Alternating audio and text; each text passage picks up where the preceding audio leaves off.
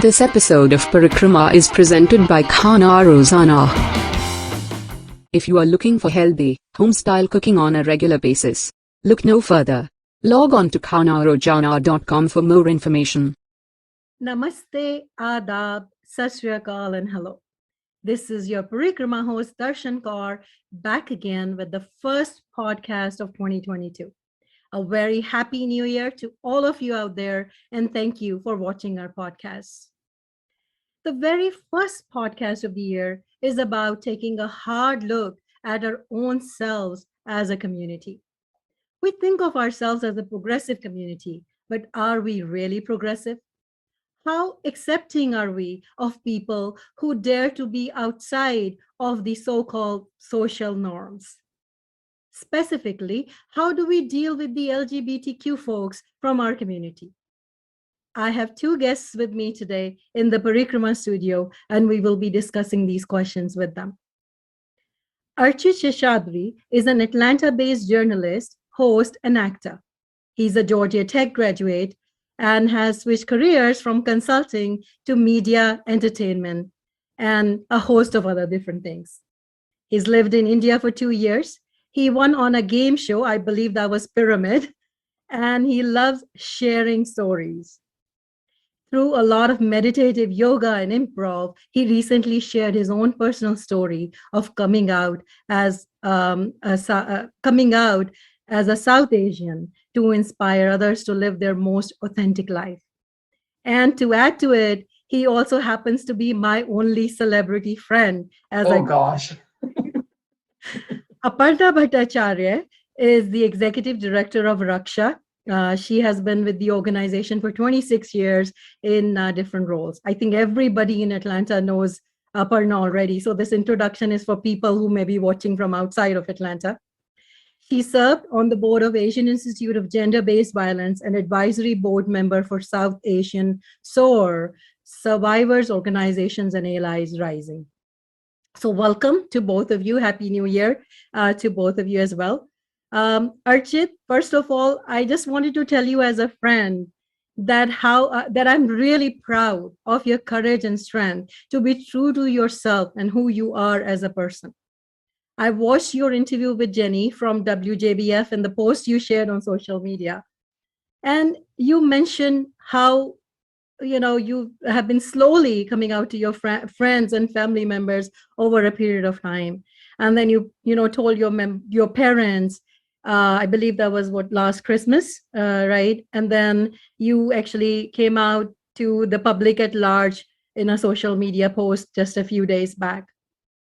Given that our community, be it in India or even here, is usually not considered very accepting of the LGBTQs, what did it take for you to come out to the world? Darshan, can I just ask if you can define what coming out is and tell the audience what LGBTQ is, or Archith, if you want to do that too? Sorry to interrupt, but no, that's great. That's great. And Archith, why don't you tell us in your own words? I think that'll be much better. I love that. Well, firstly, thank you, Darshan. Thank you, Aparna. Thank you all for having both of us on this episode. And to kick off 2022, I'm very thankful and very grateful.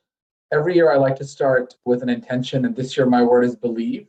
And for those of you who follow me on social media, I don't really like to set New Year's resolutions. And to answer the question, I think it's so important. We all learn our ABCs, the 26 alphabets, but let's learn these 5 as well. LGBTQ. There's obviously a lot more, but what do those letters mean and how does it pertain to us as South Asians, as Indians and Indian Americans? So L is lesbian, G is gay, B is bisexual, T is transgender, and Q is queer. So this is for anyone who identifies in any spectrum of this, LGBTQ, and who identifies as either gay, lesbian, or any of the other aforementioned orientations, as they like to call it. So that is what that means. And when people say coming out, it means coming out as in identifying which team that you play for, who are you attracted to, and who do you identify yourself with. There is a norm, perhaps, that has been etched in society. I'm not going to say if it's right or wrong. Sometimes, it's when we watch cinema, I'll bring the analogy of cinema a lot because we learn so much through media and entertainment and movies, and it's always boy meets girl or girl meets boy, but that isn't necessarily how the real world is and how the real world works. It can also be boy meets boy, they can be girl meets girl. There can be different spectrums. And I don't think anyone fully understands it until you walk in those shoes. And I had figured out when is the best time to do it. And I think doing a lot of yoga and doing meditation, I think was so therapeutic for me to say, listen, if you don't tell your own story, nobody will really know your journey. And I think there's a lot of depth to all of that. And each and every one of us, right? We have our picture perfect postcards that people may think our lives are like, and then our actual lives. And I think if we can use mediums like Zoom and interviews and social media for the greater good and be able to authentically share our own story, I think it just adds so much more discussions. And Darshan, as you mentioned, deep dive discussions are so much more important than those small talks. And yes, while the South Asian community is very progressive, I think this is the starting point for many, many discussion in the future for children, for adults, for grandparents. And hopefully there comes to be a point where people don't have to come out. And I say that because if you're a straight, we don't celebrate and say, congratulations, you're straight, right? So why should this be any different? If we're right-handed, or if I'm left-handed, does it really make a difference? We don't have a congratulations party if you're left-handed, ambidextrous, or right-handed. And this is how it should also be with this. Who you choose to spend your life with or how you identify yourself, you're a human being at the end of the day. That's the only key identifier that I think we should all look at and zoom out, right? This is USA Dunia, or here in Atlanta, as we've known it as Atlanta Dunia. If we were on a planet like Mars or Neptune or any other planet, Venus, the planet of love, what would they look at us, each and every one of us? You watching, me speaking, you all listening, the host. We are human beings. And I think that is the gift, the biggest gift. We don't need to be putting all these different walls and barriers to restrict ourselves. We already have enough. And it's nice to be different. And there's beauty in that. I'm a boy, you're a girl. There's so many different things, and together we are one species. And I think we should just learn to celebrate that. No, a very powerful message. And thank you, Aparna, for making sure, like, to me, I understand what it means. And to me, I guess I wasn't thinking in terms of that there may be people watching from our community who don't even know or understand what this means. So thank you for pointing me in the right direction. It's funny, Archith, you said something about if you're straight, then you don't need to announce that to the world. I'll tell you a personal, this is personal story. Like, as you know, I'm single, never married. I'm very picky, but a lot of people, including people in my extended family, think that I'm not married because I must be a lesbian, so maybe I do need to come out as straight. So that will be an exception. Let's have a party for you. Let's celebrate everybody here, right? Why not? we Indians don't need a reason to not celebrate. So Any celebrating life excuse and will happiness celebrate. is so important. So maybe if any one of my family members is watching, then you guys will know for sure that I'm just extremely picky, and that's why I'm single. But anyway, and and to that point, Darshan, I don't think there's anything wrong with that also, right? And not to just your family. I think to anyone listening, this is your life. This is a one-way ticket for all of us. If you want to be married, great. If you want to be single, that's great. If you want to be in a live-in relationship, you do you. Don't let what other people tell your life should be, because not everyone is happily married. There's a difference between being married and there's a difference between being happy. So just because you're married doesn't mean that you're happy or you will be happy. You certainly can be, and there are many examples. You can also be single and be happy. So I think, again, going back to our progressive society, we still have a long way to progress, and let's look back before we ask people such questions that are difficult to answer, because it's easy to ask a lot of questions, and I know this as a journalist, but there isn't really one right answer, because they're all right answers, really. And you're so on point, because if anybody knows what Raksha does, we know that there's a lot of people who are not happy in their marriages, and it's better to be, single and happy and safe than to be in a relationship that isn't happy, that is causing you misery, and that you're not content and you can't bring your authentic full self to. So Aparna, I'm happy to be your brand ambassador if you need one. Anytime. For that purpose. But anyway, let's move on with the questions. So Archith, was it particularly hard, like as it is, even though Americans or Western society as a rule is much more progressive than a lot of the other countries. I think you mentioned in your interviews that there are countries where you could be killed, for just coming out as gay, right? So despite the fact that Western society is considered more progressive, or that here in America, like even gay marriage is legal, but despite that, was it particularly hard for you because you come from a South Asian community? Did it make a difference that you belong to this community, or do you think would have been the same thing whether you were a Jew American or any other community here? I think that's a great question and a great point. And I also want to point out that I remember working at CNN in 2015 or 16, and when the Supreme Court legalized gay marriage here. So even in the United States, even in Western societies, it might have been around, but legally it didn't happen for the last 5 or 6 years. So it is still new in terms of even the Western society. And I don't want to say even as in it is everywhere in the world. Even in India, when I was in New Delhi, I remember Section 377 being decriminalized, and that was canceled out by the government and the Supreme Court. So it is, again, baby steps. We haven't gotten to the end of the staircase yet. I'm not familiar enough with Jewish Americans or Muslim Americans or other religions, but I will just say as an Indian American, and I don't even want to say Hindu, because I think there's a lot of interpretations with that, right? I think just as anyone going through any challenges, right? I think it's always difficult because we don't know how someone is going to react, and we shouldn't really worry about that. But there's also a level of respect. It's not that you are living in fear that, oh, log kya kehte hain, what are people going to say about you? But you also want to be respectful and not do it in a way that's disrespectful to anyone. And I think that's the better way to put it. In terms of challenges, or in terms of how the narrative, I think a lot of people, I don't think it's 0 to 100. I don't think it's a spectrum of 0 straight, 100% gay or LGBT. I think there's, just like 50 Shades of Grey, and I said that in the interview, it's not black and white. I think for each person, their journey is separate, it's different, it's unique. And as you get older, and I think this is a beautiful silver lining of the pandemic, I think it gives you focus and perspective on what is it that you want? What do you want your life to be? Because you hold those pens to write your own stories and chapters. And if you don't, other people will write it for you. And I think when I was growing up as a teenager and in my 20s, I'd always assumed that I would go to a good school and get good grades and, work hard and have a house and wife and kids. That's the storybook, sort of like your fairy tale, prince meets princess, they live happily ever after at a castle. We don't live like that, right? That's not what the real world is like. So I think that was what the walls that were drawn for me.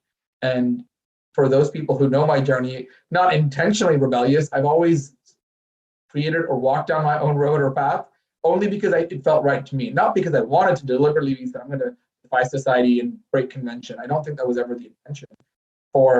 Ironically, I am and was a teacher's pet. So for me, everything should be so conventional and traditional.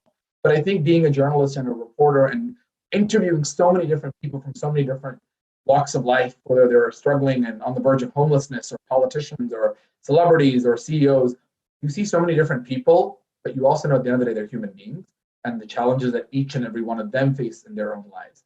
And the irony for me was, here I am interviewing all these people, telling their stories, and I don't have anyone to talk to about this. And there were many, many, many nights of sort of guilt and like, why am I being punished? How do I even navigate this? Because you're always playing straight until you're proven guilty, or in this case, proven LGBT, and it's not guilty by any means, but you're molding to what society expects you to play, right? So when you go to bachelor parties or when you go to trips, the guys are going to be like hitting on the girls are going to be hitting on the guys, and you are unfortunately or fortunately forced to play that unless you're willing to publicly rip off that bandage.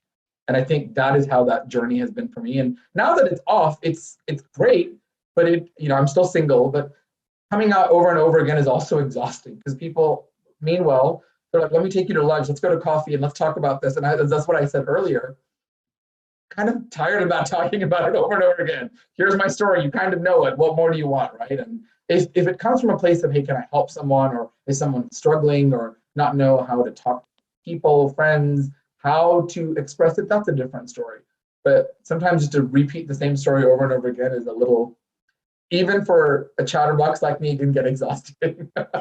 No, I was watching your interview and you said 950 times, right? Like telling people again and again. Yeah. And I was thinking to myself, well, here we go. I'm going to ask him for the 951th time. That's okay. This is for a greater good. So that's okay.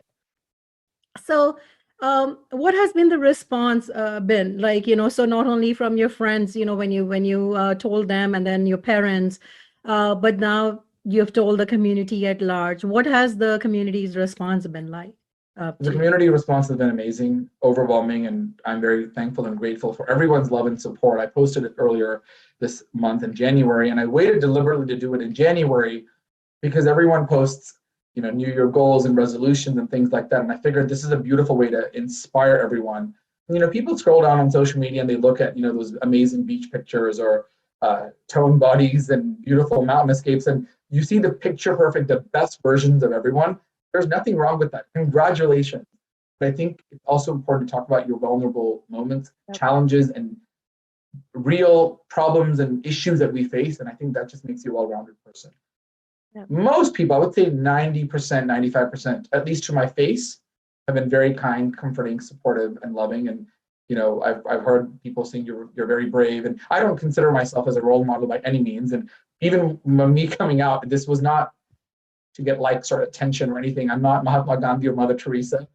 I just wanted to share my own story. Just even if it helps one more person, or if it changes the dialogue and changes conversation, I think that's a win. It may not be now, but hopefully in the weeks and months and the years ahead, hopefully this will give people the ammunition. I mean, we're seeing a little bit more and more now, even in cinema, right? I think there was a movie with Ayushmann Khurrana, Shubh Mangal Zyada Savdhan. You're seeing that change happen slowly. But Darshan, you mentioned going back to film, because we both love Bollywood, we all love films. And Aparna, you might remember this too, in Kal Ho Na Ho, I believe. Several years ago, the LGBT community is portrayed almost as a laughingstock, and I think that's so disrespectful.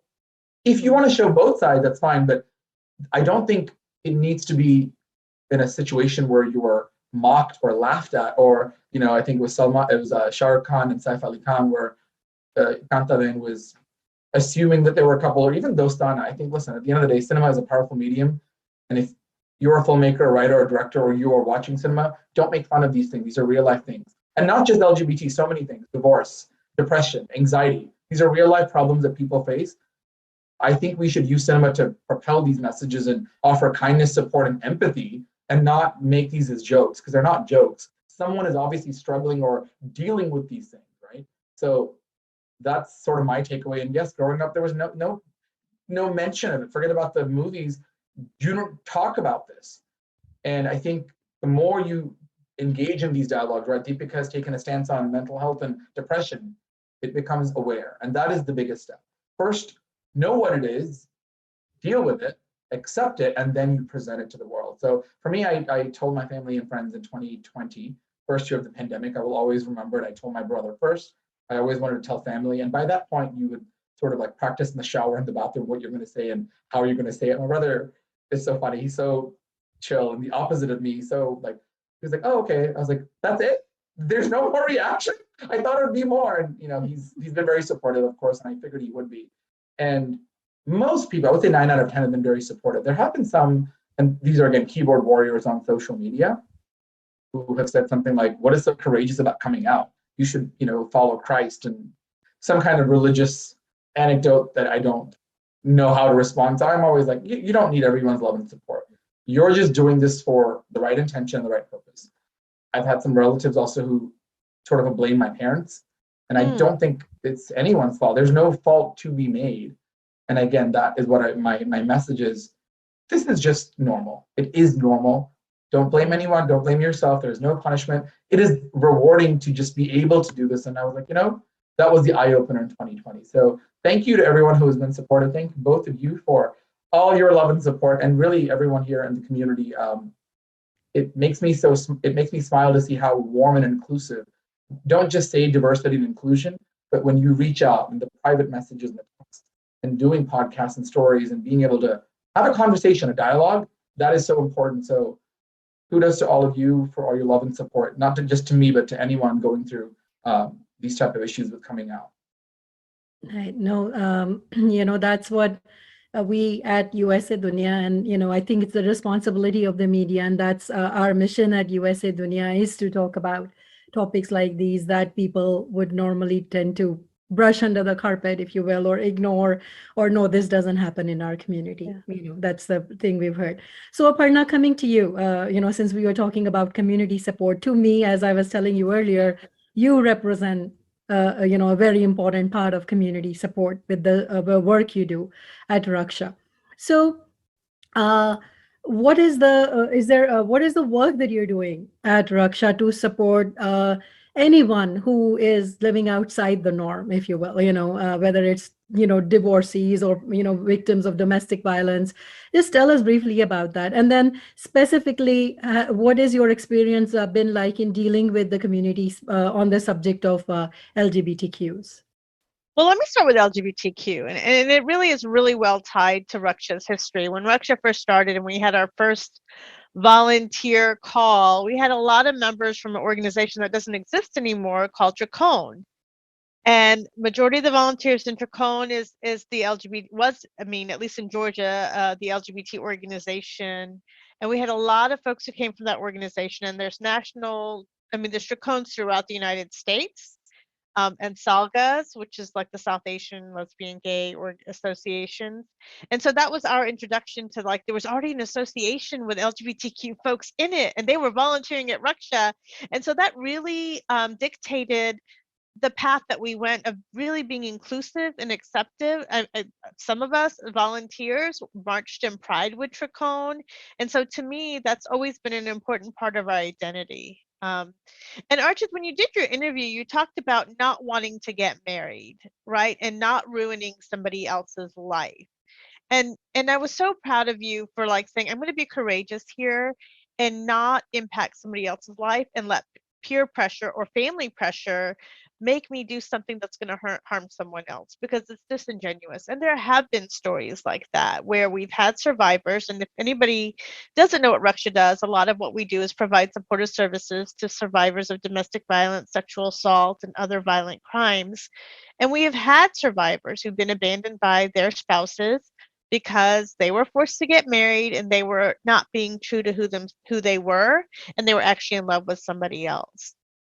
And so just for us to be aware that how important it is that if we don't want to get married, whether it's a straight relationship or a gay relationship, be authentic, because you shouldn't marry someone you don't want to, and you are potentially ruining someone else's life. But anyways, to get back to the topic, working with LGBTQ has been so important for us in our work. It's been a key part of us being allies.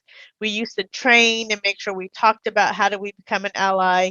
And Archith, as you were telling your story, it reminded me, and I don't know if you've ever seen this video, because Raksha's had a number of chai houses throughout the years or discussions. And we had one that was focused on for straights only. And it was a video that you can find on YouTube that was created locally, and it focused on South Asian LGBTQ folks here in Atlanta. And it was that whole thing of the Bollywood movies that we see, and that expectation that's set up that we're going to get married, and how we're set up to think that way. And that happiness and that reality that we see in Bollywood is for straights only, right? And it was a whole dialogue with a lot of friends of mine, some who are anonymous in the video, talking about the dreams and expectations they're set up with, and then what happens when those dreams can't become reality, and the expectations. So it's a fascinating thing to talk about how this impacts our community. And I am the aunt of a gay nephew, and I'm so proud of my nephew. And Archith, you'd be happy to know that, when he was young, because we had these dialogues through Raksha, my mom saw those videos, and she had, it changed how she looked at stuff. So I remember there was one Thanksgiving, we were having a bunch of Tracone members come over, and my mom had this dialogue with my nephew, who was probably about 4 or 5.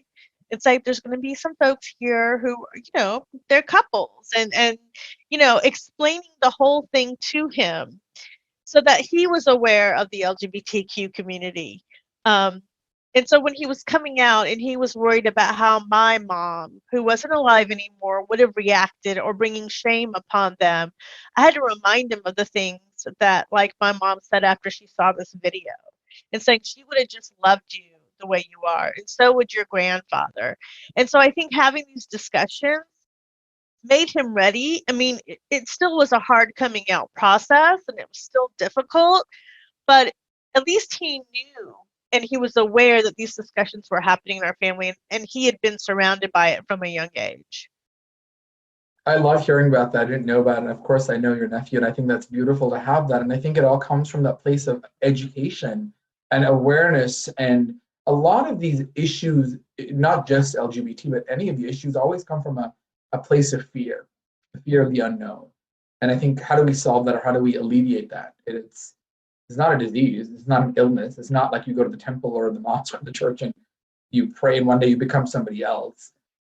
It's through these dialogues and storytelling and conversations and really learning about that and coming from a place of acceptance and respect. You may not understand that.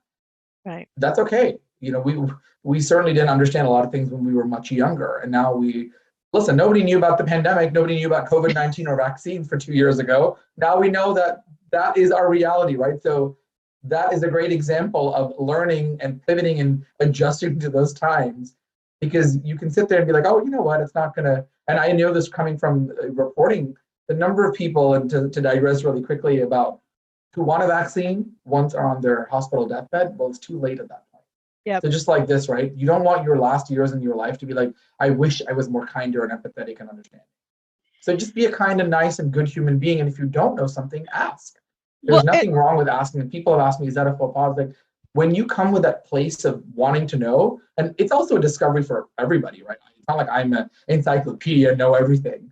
But when you come from a good intention, a place where you want to learn, I think people will respect that. And I think there's that sense of authenticity. You be who you are. And if you don't know, that's okay. But don't come there lecturing people or preaching them, because no one is any better than anybody else. So I think that's what we need to walk away from.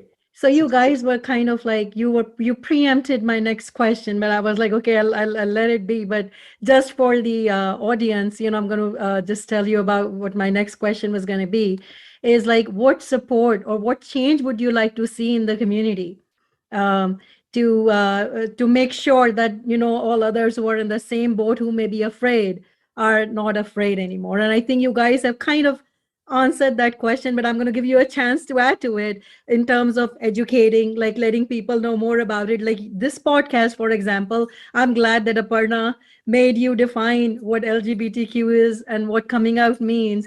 So that is one of the ways in which we educate our community, because whatever is unknown is usually what people are most afraid of, right? So as things become more known, I think that's one factor. We talked about movies, how the movies always talk about, heterosexual relationships, for example, or the dream is just about that, So we talked about a few things, but I'll give you an opportunity to add to that, to say what kind of change do you think we could bring about in the community that would help make it easier for folks to be more authentic and true to themselves, if this is how they are oriented.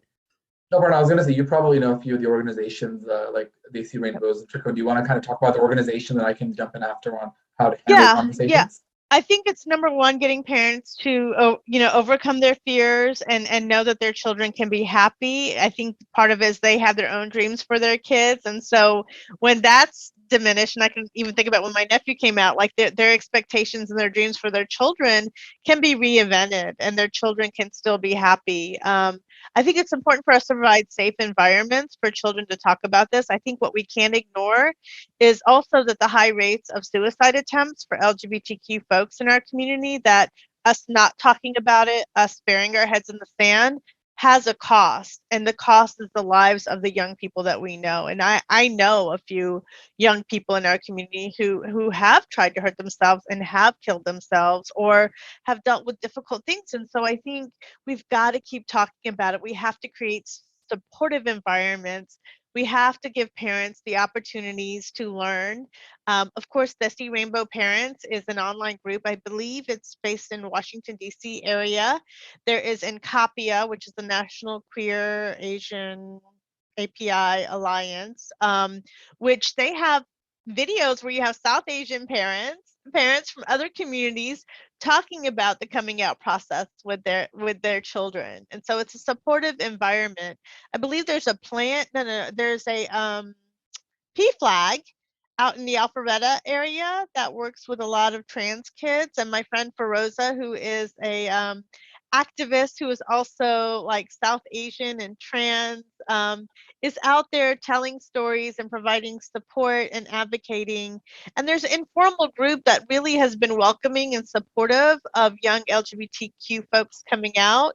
There's ATL Q&A, which is an organization, Raksha and Advancing Justice, has helped support so that we can continue to create spaces, because when Tracone went away, we knew there needed to be a space to catch or to create connections with LGBTQ folks. And then there's the Safe Schools Coalition. So there's so many groups out there if folks want to learn and provide support.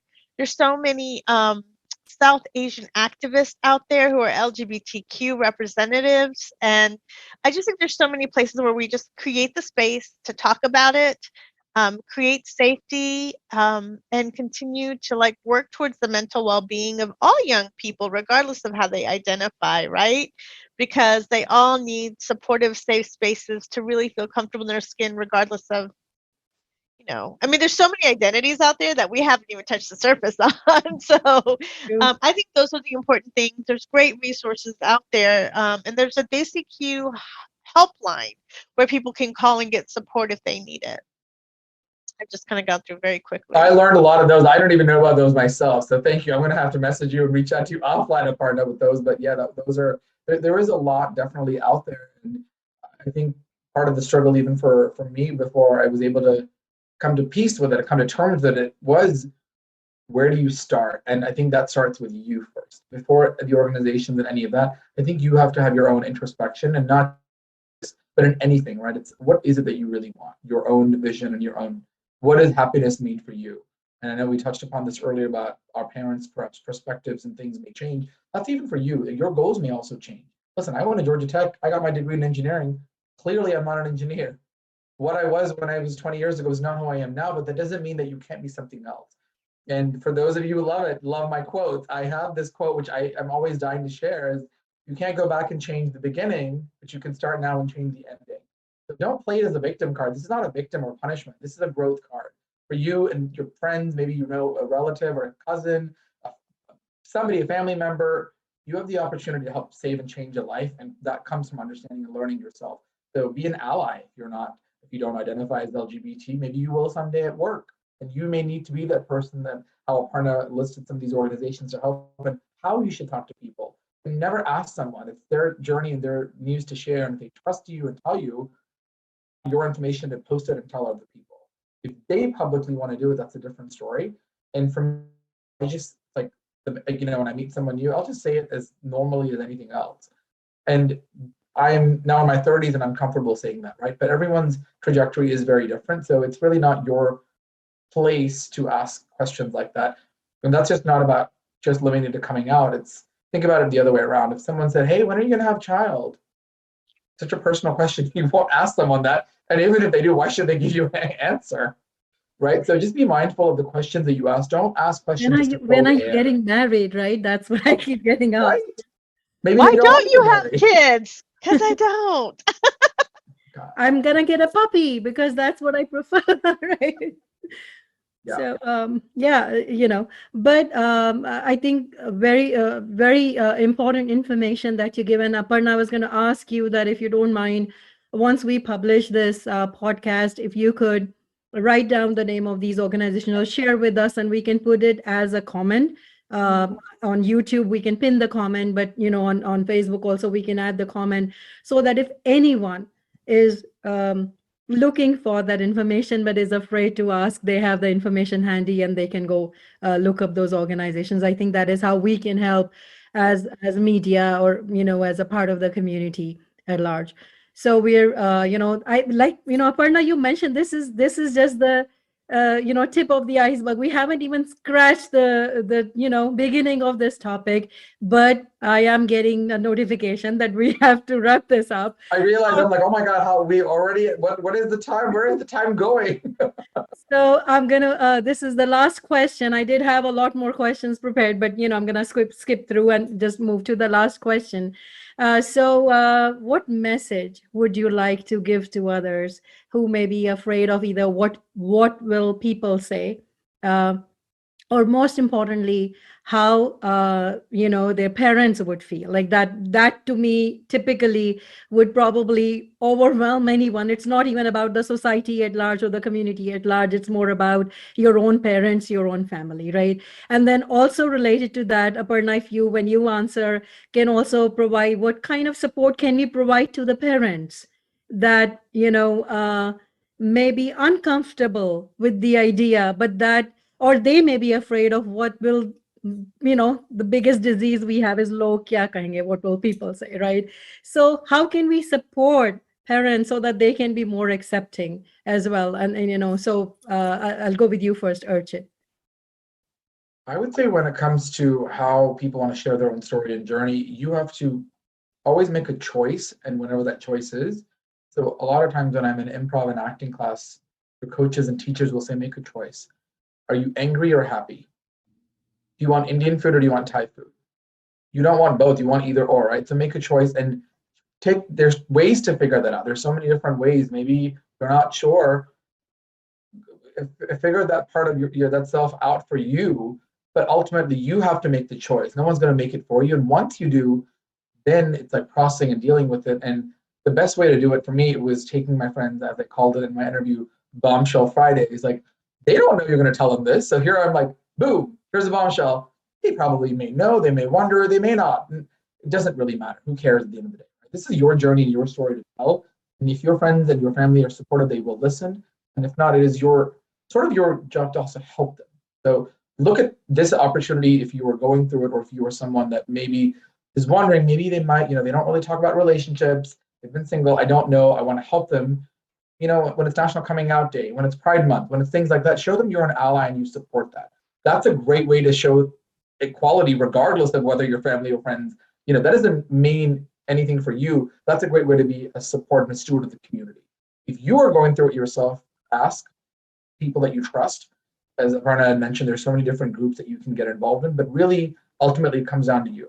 And what Darshan said about what will people think, really control, alt, delete that thought immediately. People will always think something. If you're straight and married, if you have kids, if you win the lottery, if you are gay, if you're lesbian, they will always have a comment to make. They're not paying your bills, so it doesn't matter.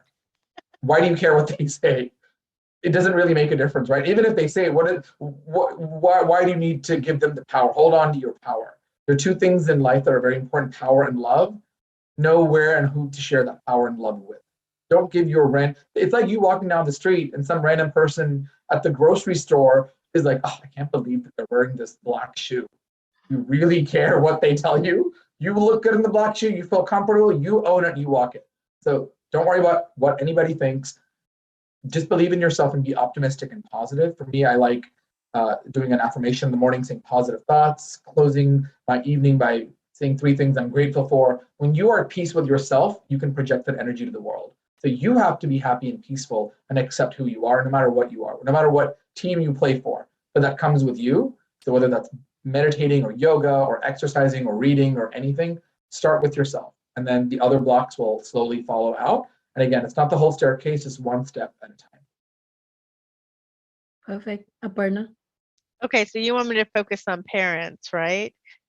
Or whatever message. Give the hard question. Aparna, you get the hard one. Yeah, I mean, like, I remember I had to provide support to my sister and brother-in-law when my nephew came out. And for me, it wasn't a big deal at all. I was just happy that he was happy and that he had shared his story.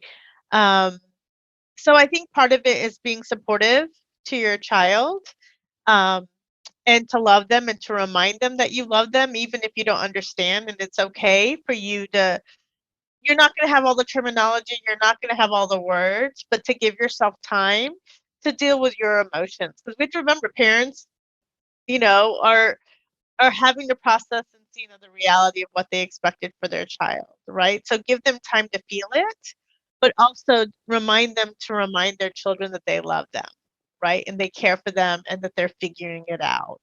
And for us to really make sure that we're providing support, right? Like we can't gossip. Like, I mean, that's the whole thing about our community, right?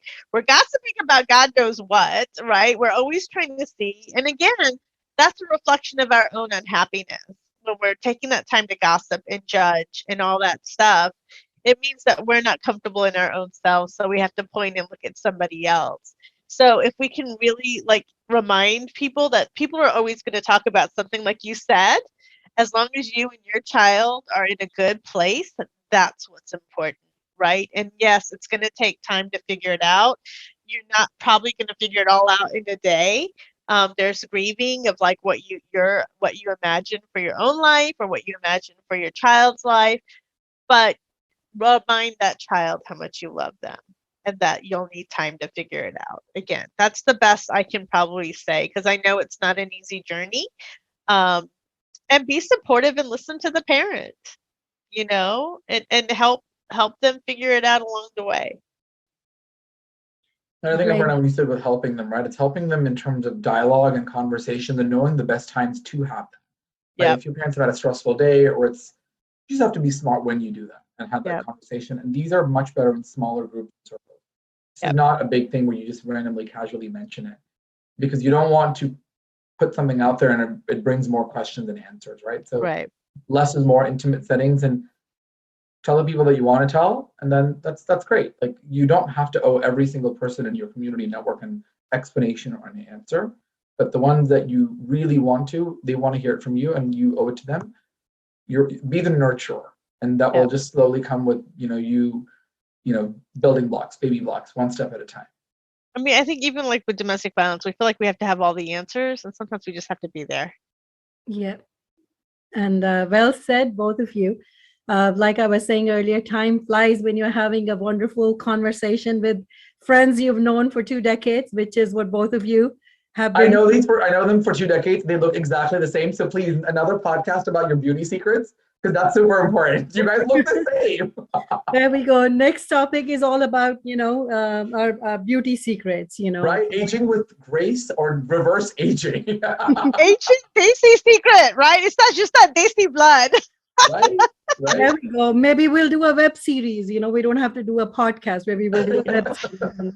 But no, thank you both so much, because I think these are conversations that our community, as a rule, shies away from. So thank you both so much for being on this podcast, for being open, for being able to talk about it, for being able to maybe provide support unknowingly to so many people out there who will watch this podcast and know that they are supported in their own journey to be their own authentic true self. So thank you so much, both of you. I would like to end with something that you said, Aparna, and I think Archith, you also mentioned in your interview that when you came out, or before you came out, that you spend nights crying, feeling like lonely and afraid. And Aparna mentioned there's quite a few incidents of suicides in amongst young people, especially because they don't know what to do. They don't know how to be authentic and true to themselves and be supported by their family and their community. And I think to me, that is just something that should not be acceptable to us as a community. So let's all work together to make our society and our community be open, progressive, and accepting, so no one should have to worry about living as their own true selves. This is Darshan Kaur signing off for today. See you next time with yet another podcast. Till then, stay safe, stay happy, and be true to yourself. Thank you.